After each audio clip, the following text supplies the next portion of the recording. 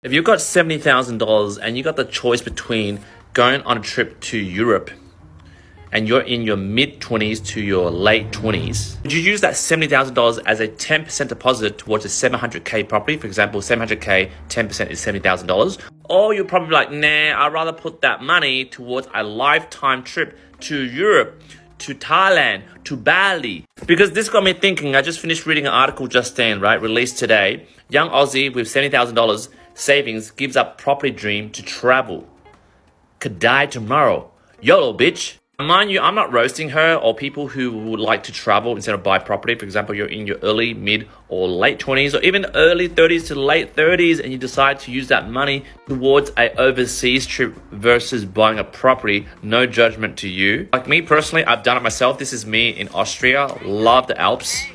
To put it in context, I did it the opposite way. Like this girl, she's young, she had the money, and she's like, let's travel, YOLO, whilst I, worked hard, started a business, started a family, worked hard over the next 10 years in my early 20s to my early 30s, and then like early 40s, then I went on that trip, as you saw, in Austria. And in between, I bought like multiple properties, worked my ass off. There was no YOLO between my early 20s to my 40s. Like 20 years of grit and sacrifice, as the boomers say it. But my generation, shout out to all the millennials, are dying. Gen Zs, Gen As, or Gen whatever there is, right?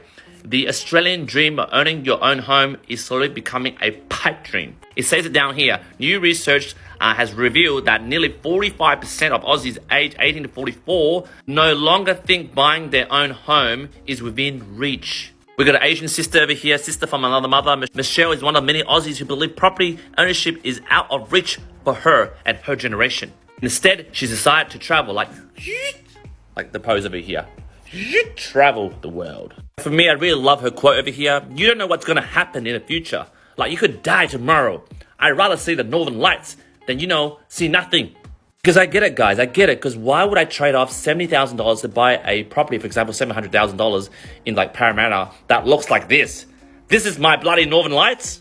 The younger generation's argument is, so what are you really sacrificing when you're purchasing a property? Think about it, right? I guess if you're in a family and you kind of need to really settle down, it does make sense to purchase that property because you have security and you won't get kicked out of the place. But skitty beep beep or skirt, whatever these Gen X or Gen A says, research from Insurance Go says 71% of the Aussies, young Aussies under 30 would rather travel than buy a house in the next 12 months. And I totally get it. I sort of get why this younger generation sort of feels disenfranchised to use their money to buy an asset, which in my opinion grows in value if you have patience. But then if you have this YOLO mentality, this hedonistic mentality that I can't wait, I need to experience now versus regret about it later because I bought this crummy old property that I just showed you just then. I totally get it. Anyway, guys, jump in the comments. What do you think? If you're in your early 20s, mid 20s, or late 20s, and you have $70,000, would you use that to buy property to end the generational poverty curse in your family and build generational wealth? I'll be like,